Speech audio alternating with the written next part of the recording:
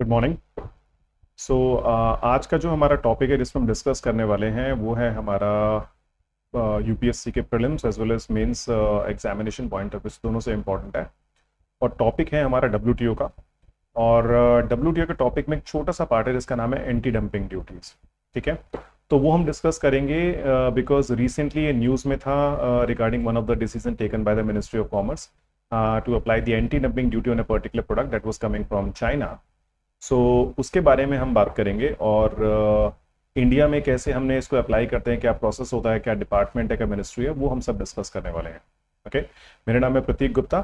So basically I am teaching to the civil service aspirants for the last 10 years and recently I started my classes on an academy also. So very soon you people will get to know that when I'm starting my plus courses, तो आप उसके लिए tune रहिएगा और ध्यान रखिएगा कि जब भी कोर्स स्टार्ट होगा प्लीज ज्वाइन कीजिएगा। और मेरा कोड है पीजी यूपीएससी। ओके, तो बेसिकली जो टॉपिक आप जानते हैं डब्ल्यूटीओ का जो हम आज डिस्कस करने वाले हैं, आप मान के चलिए कि इस टॉपिक में से यूपीएससी एवरी ऑल्टरनेट ईयर और मान के चलिए प्रीलिम्स में तो हर साल हमें क्वेश्चन आता ही आता है। Though in prelims examination they have not explicitly given this topic कि ये हमें प्रिपेयर करना है, but the point is as per the past year patterns and the other the topic is really important. Okay, और mains में तो मान के चलिए हर साल 2 साल में एक बार तो क्वेश्चन डब्ल्यूटीओ में से आ ही जाता है। जैसे अभी आप जानते हैं कि 2022 में अभी जो डब्ल्यूटीओ की 12th मिनिस्ट्रियल कॉन्फ्रेंस हुई थी at a place called Geneva. So there is a very high chance कि this year in the mains examination UPSC will ask a question about it. तो हो सकता है इस साल क्वेश्चन आए, बट अगेन नो गारंटी, क्योंकि यूपीएससी के मूड के ऊपर डिपेंड करता है। और जो चीज हमें लगता है कि सबसे ज्यादा इंपॉर्टेंट है और कई बार उसमें से क्वेश्चन यूपीएससी के मेंस में प्रीलिम्स में आता ही नहीं है। ठीक है, तो हम डिस्कस करेंगे इस टॉपिक के बारे में from every aspect so that you will have a complete understanding about this thing and you know the points which you should know from the examination point of view.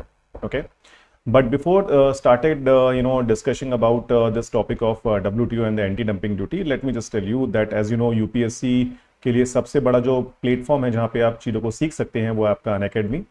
Moreover यहाँ से आपको क्यों पढ़ना चाहिए आप जानते हैं, it is the because toppers red from here, so you have the ranks in front of you, rank 3, rank 4, rank 5। okay, moreover as per your convenience you can simply choose the educator as per your like, because you have the best educators all over the country on the platform of Unacademy. Okay, moreover you have the different courses as per your financial background, you can accordingly choose. For example, for the plus courses you just need to pay 2996 per month for 36 months course, and for the iconic you can join for 4741 for 36 months. So in the iconic course you will get the one-to-one mentorship also. Okay, moreover currently offer चल रहा है कि 22 से 26 अगस्त तक आपको 20% of मिलेगा सारी subscription पे। तो 24 मंथ्स को what you need to pay is 95,685, which is the current price is basically 119,606. So you are going to save lot of money if you are going to join for 2 year course. In case of iconic, in case of plus you're going to save around 15,570 rupees. Okay, code आप मेरा use कर सकते हैं PG UPSC पे। Follow करने के लिए you can join at the Telegram and moreover you at the community link, the links are in front of you. Moreover जल्दी ही फिजिकल नोट्स केवल आइकॉनिक कोर्सेज में मिलेंगे, तो इसलिए प्लीज जल्दी से जल्दी ज्वाइन कीजिए। मोरओवर बैचेस 25 अगस्त यानी कि आज से स्टार्ट हुए हैं, जिसमें आपके बायलिंगुअल कोर्स स्टार्ट हो रहे हैं। तो फोन नंबर आपके सामने दिया गया, आप उस पर कॉन्टैक्ट कर सकते हैं। प्लस अगर आपका फाइनेंशियल बैकग्राउंड बहुत अच्छा नहीं है then obviously you can contact us and you will be able to get the help regarding 0% EMI. Okay, the phone number is in front of you now. अब आते हैं हम अपने टॉपिक के ऊपर। देखिए, सबसे पहली बात देखिए डब्ल्यूटीओ में हम ये बात करेंगे कि डब्ल्यूटीओ है क्या। ठीक है, उसके बाद हम बात करेंगे कि एंटी डंपिंग ड्यूटीज कहाँ दी गई हैं, कैसे उनको अप्लाई किया जाता है, उनका मतलब क्या होता है, वो बेसिक हम बात करेंगे। देखिए, डब्ल्यूटीओ आप जानते हैं कि it was established in 1995। So from 1 January 1995 onwards WTO started working. अब देखिए, डब्ल्यूटीओ से पहले जो हमारे पास एग्रीमेंट हुआ करता था वो था हमारा GATT, general agreement on tariff and trade, जो 1947 में साइन किया गया था। ठीक है, अब देखिए गेट एग्रीमेंट में प्रॉब्लम क्या थी कि GATT agreement was only talking about the things about trade in goods, so it was not talking about the trade in services. And moreover एक जो और प्रॉब्लम थी GATT के अंदर वो ये थी कि there was no properly defined dispute settlement mechanism in that. तो उन्हीं चीजों को ध्यान में रख के मान के चलिए 1986 में उरुग्वे जो एक देश है आपका लैटिन अमेरिका में, वहां पे नेगोशिएशन स्टार्ट की गई अंडर द गेट एग्रीमेंट कि हमें गेट को रिप्लेस करके हमें कोई ऐसी बॉडी बनानी है जहां पे मान के चलिए जो दो चीजें हमें अभी कमी महसूस हो रही है, जो हमारा ट्रेड इन सर्विसेज है और जो सेकंड चीज है हमारा जो डिस्प्यूट मैकेनिज्म का एक पूरा तरीका है जो प्रॉपर्ली डिफाइंड जीएटीटी में नहीं है, उसको हम पूरा कर पाए। तो करीब करीब मान के चलिए 8 साल की negotiation, almost after 8 years of negotiation, finally the meeting was concluded and eight a place called Morocco, the agreement was signed to simply have the WTO। तो जो भी इश्यूज WTO के अंदर हुआ करते थे, जैसे कि आप मान के चलिए कि डिस्प्यूट मैकेनिज्म को लेके, moreover about what you say the second thing about the services in the trade in services, that was simply sorted out with the help of WTO। एक चीज जो आपको ध्यान रखनी है कि India was the founding member of WTO as well as GATT agreement also. Though GET was started from 1st January 1948 and we joined in July 1948, but still you can say India is being considered as a founding member of WTO। ठीक है, अगर हम current की बात करें तो देखिए WTO में अराउंड 164 मेंबर्स हैं, ठीक है, including India. India was the founding member as I told you, ठीक है। And the what is the main purpose behind having the WTO at a global level? The main purpose is basically you have that you want to promote something called free trade at a global level। ठीक है, तो मान के चलिए free trade का मतलब होता है, फ्री का मतलब यहाँ पे ये नहीं है कि चीजें आपको फ्री मिलेंगी। फ्री का मतलब ये होता है कि जब इंपोर्ट एक्सपोर्ट कंट्रीज के बीच में किया जाए तो वहां पे जो ड्यूटीज का लेवल होना चाहिए वो 0% होना चाहिए। देखिए बहुत ही सिंपल सा लॉजिक है, अगर कोई चीज मैं इंडिया में इंपोर्ट कर रहा हूं, मान लीजिए अगर मैं इंडिया में कुछ इंपोर्ट कर रहा हूं और उसका दाम 100 रुपए है, ठीक है, और गवर्नमेंट ने उसके ऊपर इंपोर्ट ड्यूटी, जिसे आप कस्टम ड्यूटी कहते हैं, वो मान लीजिए 20% गवर्नमेंट ने यहाँ पे लगाई है, तो यानी कि सामने वाला जब इंपोर्ट करेगा इंडिया में तो उसको 20 रुपीज यहाँ पे टैक्स पे करना पड़ेगा। ठीक है, जो प्राइस हो जाएगा वो 120 हो जाएगा। अब देखिए है क्या, प्राइस बढ़ने से प्रॉब्लम क्या होती है, जब आप ड्यूटीज लगाते हैं तो हो सकता है कि as the thing is comparatively 20 rupees expensive, तो बहुत सारे लोग मान के चलिए उसको अफोर्ड नहीं कर पाएंगे। ठीक है, और कुछ लोग जो ज्यादा अफोर्ड कर सकते थे वो प्राइस बढ़ने से उतना नहीं अफोर्ड कर पाएंगे। जैसे कहते हैं ना कि जैसे मान लीजिए आम 100 रुपए किलो है, तो 100 रुपए किलो आम होने की वजह से मान लीजिए अगर मैंगोस 100 रुपीज केजी, देन मान लीजिए कुछ लोग तो उनको अफोर्ड नहीं कर पाएंगे बिकॉज दीज आर एक्सपेंसिव। और मान लीजिए अगर जो लोग अफोर्ड कर पा रहे हैं, as these are expensive, you can say that leads to lesser number of the lesser amount of things they will simply ask to buy. तो देखिए दो चीजें हैं, वहीं पे मान लीजिए मैंगोस का दाम अगर 100 से 75 हो जाता है, so simply you can say lot of people who are not in the ambit of affording it, now they will be able to buy it। तो आप मान के चलिए अब नए कस्टमर्स जुड़ जाएंगे जो उसको बाय कर सकते हैं, प्लस जो पहले खरीद रहे थे वो और उनको परचेज ज्यादा क्वांटिटी में कर सकते। तो होगा क्या, डिमांड बढ़ जाएगी, और डिमांड बढ़ने से क्या है कि आपकी जो चीजों की सप्लाई है वो ऑटोमेटिकली बढ़ जाएगी, और उससे किसको फायदा होगा, उससे फायदा होगा जो प्रोड्यूस कर रहा है। तो मैं देखिए मेनली WTO का पर्पस क्या है, हम चाहते हैं कि चीजें सस्ती हों। अब मान लीजिए यहीं पे अगर ये 100 रुपए की जो चीज जो हमें 120 रुपए की इंडिया में मिल रही है, अगर हम इसे 0% ड्यूटी लगा के इंपोर्ट कर लेते तो क्या होता कि हमें 100 रुपीज में इंडिया में मिल जाती, और lot of people will be able to afford it because it is 20 rupees cheaper in comparison to the price after you applied the duty. ठीक है, तो कहने का मतलब क्या है, ड्यूटीज ना लगाने से या कम लगाने से चीजों की डिमांड बढ़ जाएगी, और बहुत सारे लोग जो उसको अफोर्ड नहीं कर पा रहे थे, these people will be able to afford it. ये सिंपल सा लॉजिक होता है। तो ड्यूटी फ्री का मतलब है कि हमें कम से कम ड्यूटीज लगानी है, यानी कि 0%, 1% और near to 0 in simple words you can say. ठीक है, अब देखिए WTO के अंदर जो करंटली डिस्कशन चल रही है वो चल रही है Doha round of negotiation that was started in 2001। अब देखिए दोहा राउंड क्या है वो आने वाली क्लासेस में जब हम कभी बात करेंगे तो उसके बारे में हम देखेंगे, बट पॉइंट मैं आपको बताता हूं। देखिए जैसे हमारे इंडिया में parliament is the supreme body to take decision, like when it comes to passing the law, when it comes to the other important things need to be done, in the same way WTO के अंदर जो सबसे important body है वो है आपकी ministerial conference. जैसे हमारी पार्लियामेंट आप जानते हैं एक साल में 3 बार मिलती है, बजट सेशन में, then you can say we are meeting at at the monsoon session, then at the winter session. So साल में 3 बार मिलते हैं। उसी तरह से मान के चलिए WTO का जो हमारा सबसे सुप्रीम डिसीजन मेकिंग बॉडी, जैसे मिनिस्ट्रियल कॉन्फ्रेंस बोलते हैं, वो हर 2 साल में एक बार मिलते हैं। अब देखिए जब भी 2 साल में एक बार मिलना होता है तो मान के चलिए होता क्या है कि you need to have a particular agenda, एक एजेंडा होता है जिसके ऊपर हमें डिस्कशन करनी होती है। अब जब 95 में WTO बना तो 96 में पहली मिनिस्ट्रियल कॉन्फ्रेंस को रखा गया। अब जब 96 में पहली मिनिस्ट्रियल कॉन्फ्रेंस हुई जो सिंगापुर में हुई थी, तो उसके अंदर कुछ मुद्दे थे जिनके ऊपर बात करनी थी। अब देखिए मुद्दे यानी कि जो भी इश्यूज हैं, जो भी एग्रीमेंट डब्ल्यूटीओ के अंदर है जिनको इंप्लीमेंट करने की हमें बात करनी है, उनके ऊपर डिस्कशन होनी थी। तो टारगेट ये रखा गया कि देखिए जैसे आप जानते हैं कोई भी मीटिंग होने से पहले हमारे पास एजेंडा होना चाहिए। उसी तरह से सिंगापुर राउंड ऑफ नेगोशिएशन जब 1996 में हुआ, जिसको हमने सिंगापुर इश्यूज का नाम दिया था, जब उनके ऊपर डिस्कशन हुई तो डिसाइड ये हुआ कि 96 में जो मीटिंग होगी उसमें इन इश्यूज को डब्ल्यूटीओ के सामने, मेंबर कंट्रीज के सामने रखा जाएगा। 98 में इनके ऊपर डिस्कशन करी जाएगी और बाय 2000 इनको इंप्लीमेंट कर दिया जाएगा। वो अलग बात है कि थर्ड मीटिंग 1999 में ही हो गई, इसलिए by 1999 the Singapore issues were completed. उसके बाद देखिए दूसरा मुद्दा आया कि अब हमें कुछ नई डिस्कशन करनी है। तो 2001 में जब दोहा में मीटिंग हुई, जिसको हमने बोला दोहा राउंड ऑफ नेगोशिएशन, तो उसमें अगेन कुछ मुद्दों के ऊपर बात की गई कि हमें इन मुद्दों पे बात करना और इनको हमें इंप्लीमेंट करना है again in the 3 round of meeting, that means in 2001, 2003 and 2005। But देखिए कुछ इश्यूज थे जिनकी वजह से दोहा राउंड जो 2001 में स्टार्ट हो गए, 2005 में कंप्लीट होना था, वो आज तक मान के चलिए कंप्लीट नहीं हो पाया है।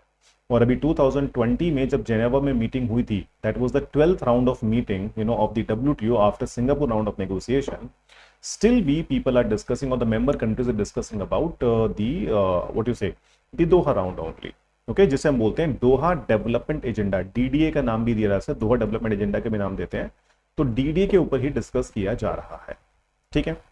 अब देखिए डब्ल्यूटीओ में जो एग्रीमेंट है, आप कह सकते हैं डब्ल्यूटीओ से पहले था जीएटीटी, जिसका मैंने अभी नाम लिया general agreement on tariff and trade, जो 1947 में स्टार्ट होके, जो ऑब्वियसली प्रॉपर तरीके से स्टार्ट हुआ 1948 से और जिसको खत्म किया गया 1994 में, वो डब्ल्यूटीओ के अंदर आज भी मौजूद है, बट उसमें कुछ मॉडिफिकेशंस की गई। अब जैसे जो गेट एग्रीमेंट है that was talking about trade in goods.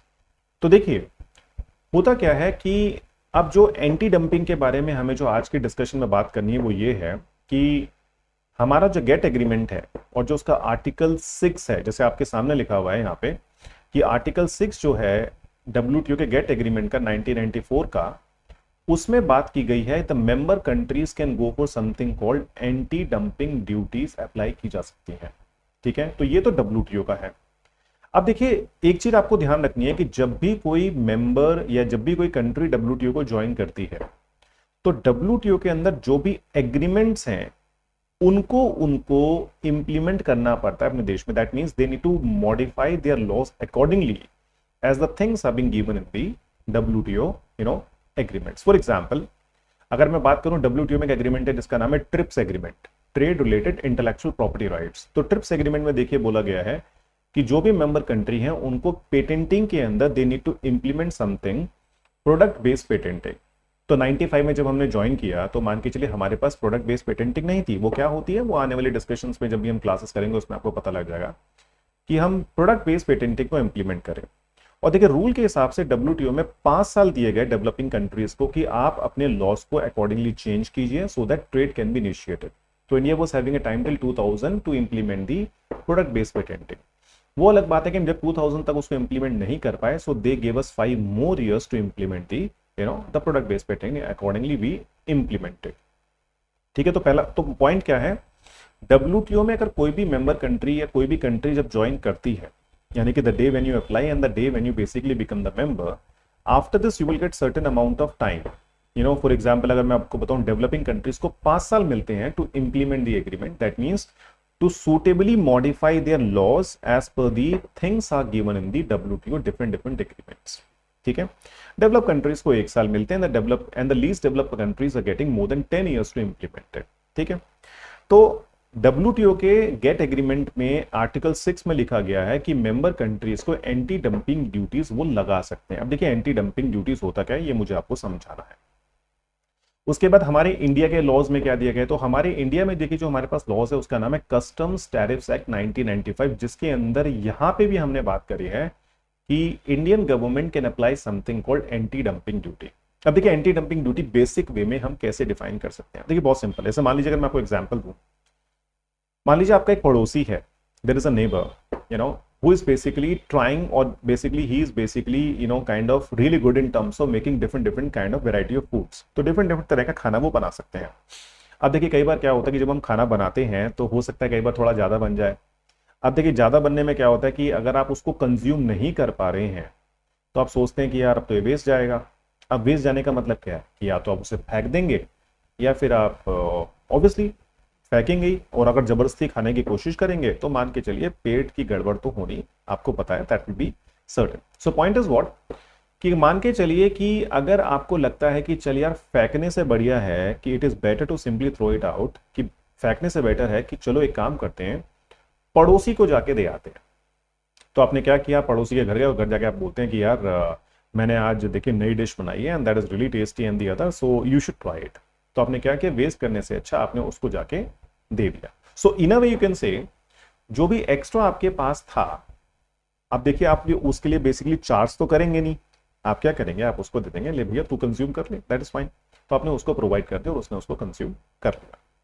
अब मान लीजिए 2 दिन बाद फिर से एक्स्ट्रा बन गया, फिर आप उसके पास चले गए फिर से दे दिया, फिर आप 3-4 दिन के बाद फिर एक्स्ट्रा बन गया, फिर आप उसके पास चले गए आपने उसको देने के लिए। तो देखिए कहीं ना कहीं एक बार उसके माइंड में आएगा यार ये चक्कर क्या है, हर तीसरे दिन हर चौथे दिन ये कुछ ना कुछ मेरे लिए दे जाता है, ये चक्कर क्या है। तो एक दिन आपने उससे पूछा कि भाई तुम इतने जेनरस क्यों हो रहे हो मेरे लिए, कि तुम मुझे रोज हर तीसरे चौथे दिन मुझे कुछ ना कुछ नया बना के खिलाते रहते हो, देके जाते रहते हो।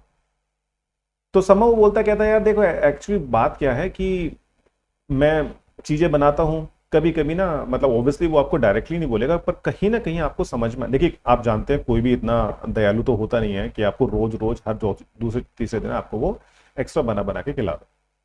तो पॉइंट क्या है, जो उसके पास एक्स्ट्रा था उसने सोचा वेस्ट करने से अच्छा है कि चलो सामने वाले को खिला दे। So in a way whatever extra he was having he is simply dumping in your house.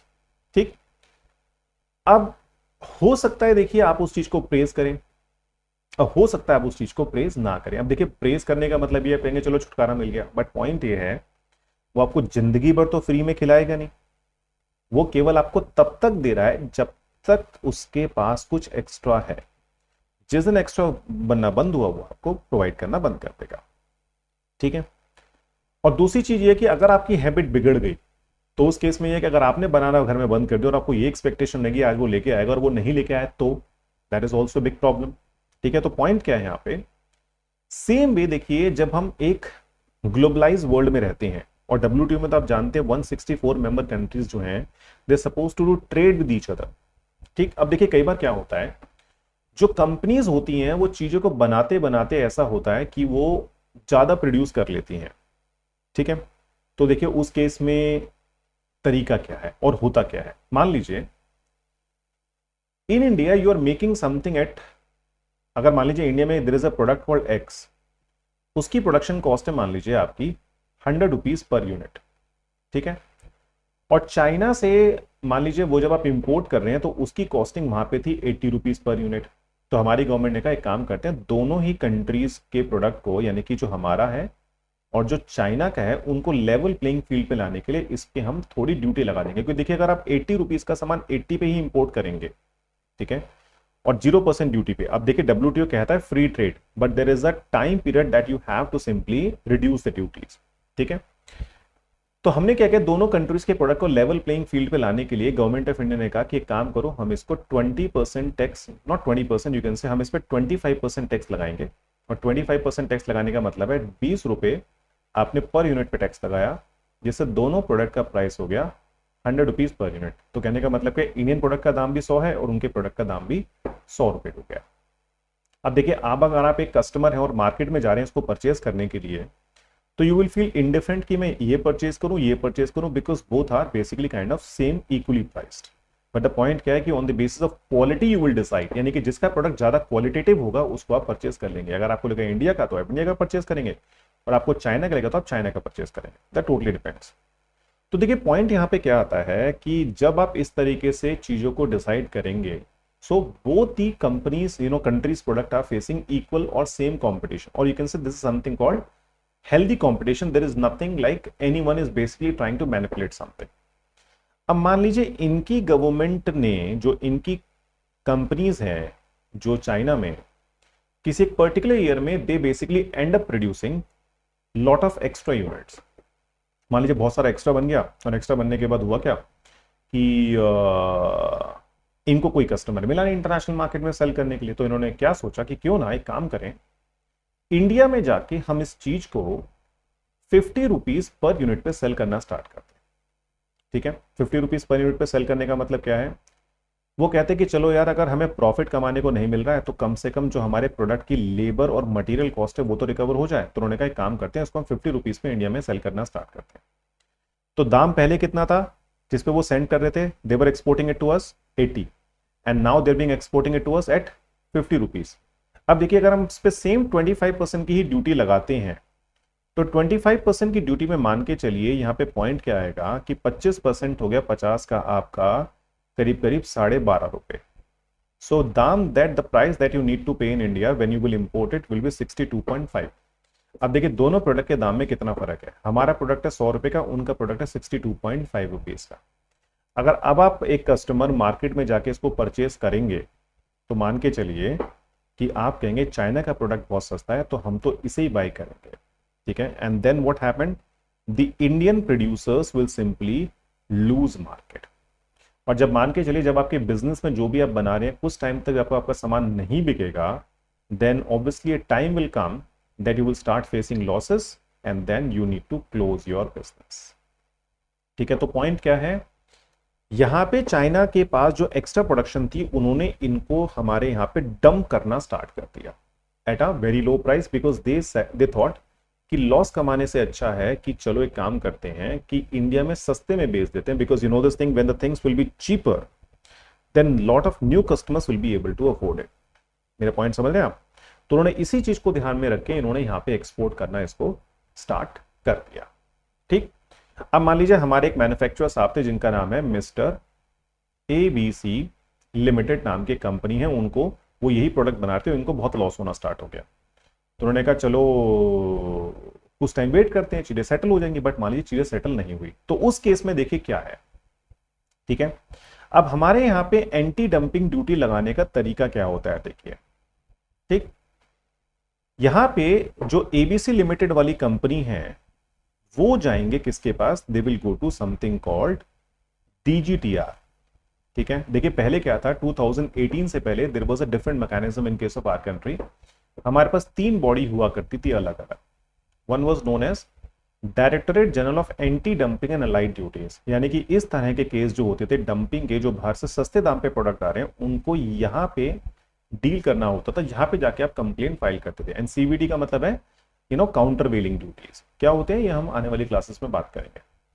फिर मान लीजिए दूसरा ये था कि अगर हमें अपनी डोमेस्टिक इंडस्ट्रीज को सेफगार्ड करना है तो उसके लिए हमारे पास था डायरेक्टोरेट जनरल ऑफ सेफगार्ड्स।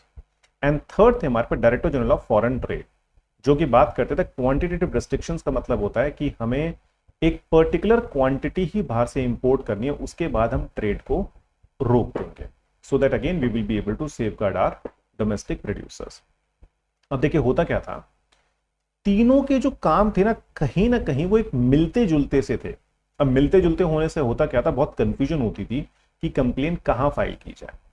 तो गवर्नमेंट ने कहा चलो एक काम करते हैं, इस कंफ्यूजन को खत्म करते हैं, and they simply merge all these 3 into something called DGTR, directorate general of trade remedies करके उन्होंने क्या किया, इन तीनों बॉडीज को मर्ज कर दिया और मर्ज करके बोला कि चलो इस कंफ्यूजन को खत्म किया जाए, और कंफ्यूजन को खत्म करके अब केवल एक ही बॉडी होगी जहां पे जाके आप अपनी कंप्लेंट्स को फाइल कर सकते हैं। अब देखिए तरीका क्या होता है, करंट सिनेरियो की बात करें तो ABC लिमिटेड वाले क्या करेंगे, अब वो जाएंगे DGTR के पास कि सर ऐसे ऐसे चाइना की कंपनियां जो प्रोडक्ट पहले 80 रुपीज में बेच रही थी उनको अब उन्होंने 50 रुपीज पे सेल करना स्टार्ट कर दिया, जिसकी वजह से सर हमारे जो प्रोडक्ट हैं डोमेस्टिक वाले ये लोग परचेज नहीं कर रहे और हम अपना बिजनेस खो रहे हैं, और जल्दी ही वो टाइम आएगा जब हमारा बिजनेस बंद हो जाएगा।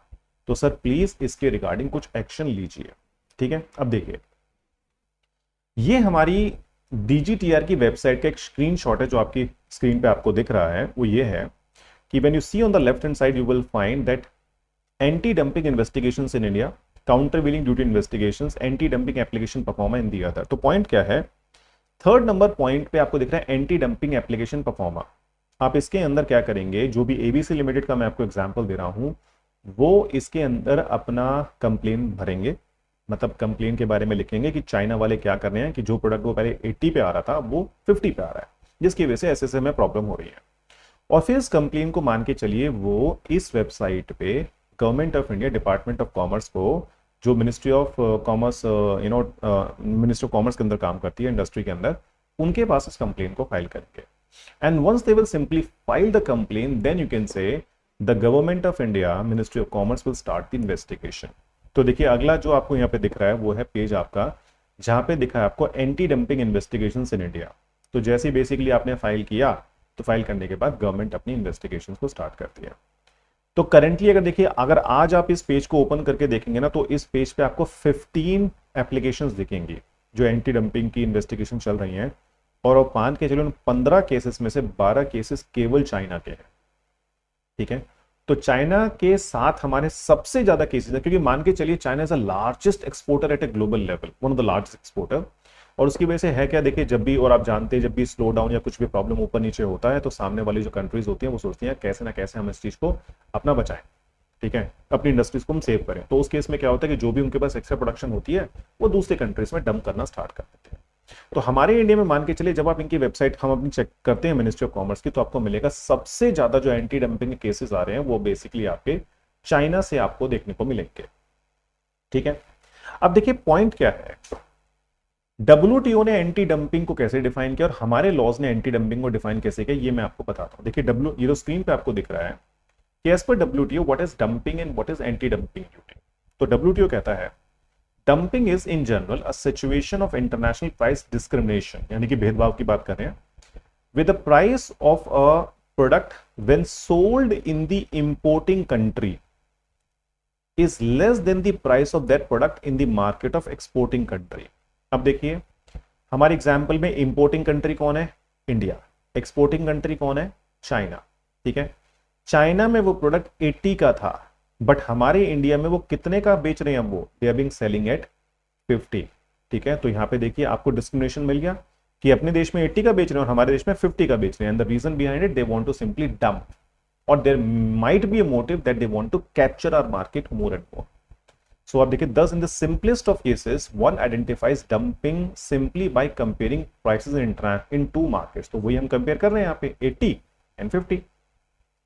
अब देखिए under article 6 of GATT 1994 anti dumping agreement, WTO members can impose anti-dumping measures if after investigations in accordance with the agreement a determination is made that the dumping is occurring, यानी कि सामने वाला सस्ते दाम पे आपको सामान बेच रहा है, that the domestic industry producing the product is in the importing countries suffering from material injury, यानी कि उनके प्रोडक्ट को यहाँ पे जब हम सस्ते दाम पे यहाँ पे वो हम एक्सपोर्ट कर रहा है, तो जिससे हमारे डोमेस्टिक प्रोड्यूसर्स को नुकसान हो रहा है, that there is a causal link between the two. ठीक है, ये तीन चीजें हमें जस्टिफाई करनी है.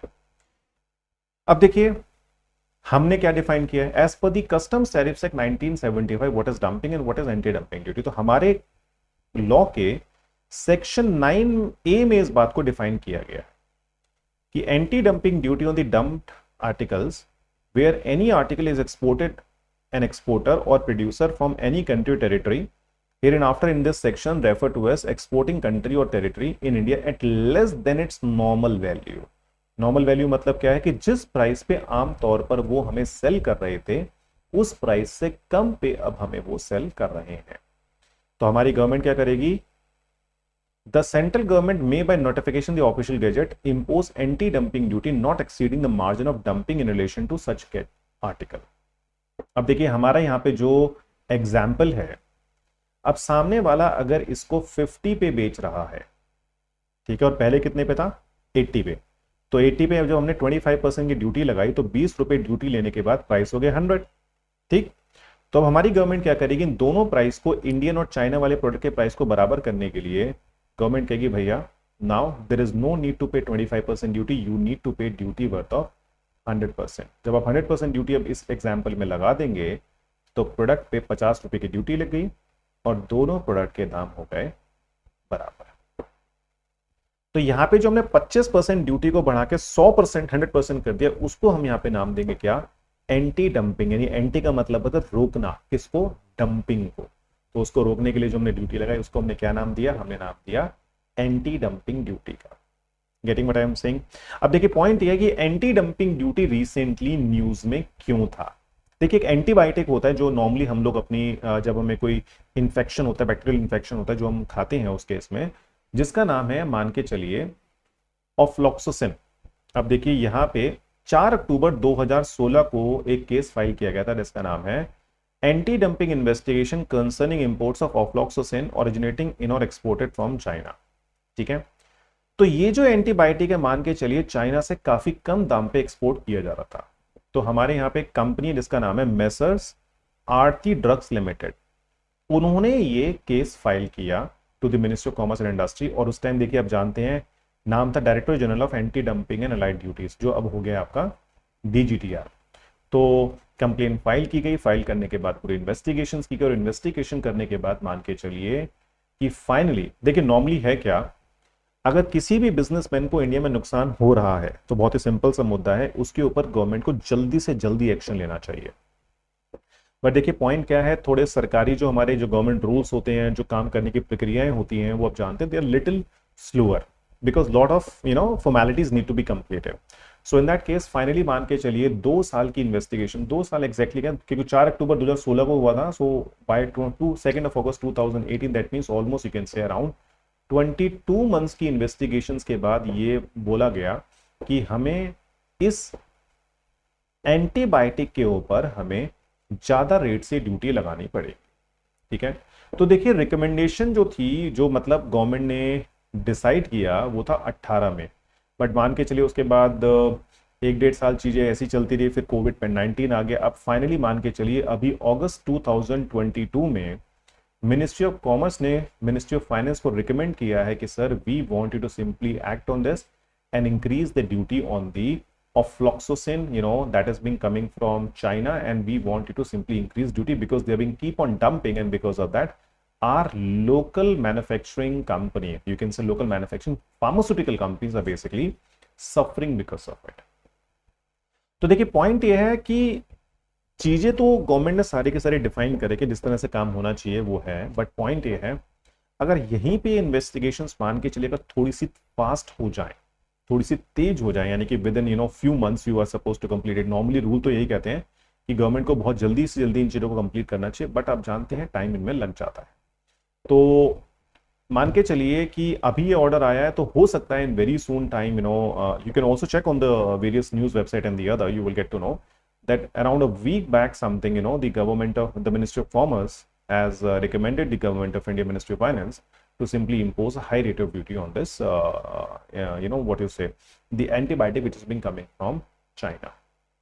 ठीक है, तो देखिए बहुत सिंपल वर्ड में मैं आपको बताऊं, एंटी डंपिंग ड्यूटी का मतलब है कि अगर सामने वाली चीज जो पहले एक पर्टिकुलर दाम पे आ रही थी, अगर उससे कम पे सामने वाला बेचना स्टार्ट करे, तो गवर्नमेंट ऑफ इंडिया के पास पावर है कि हम कस्टम टैरिफ एक्ट 1975 के अंदर हम उस प्रोडक्ट के ऊपर सेक्शन 9A के अंदर ड्यूटीज लगा सकते हैं।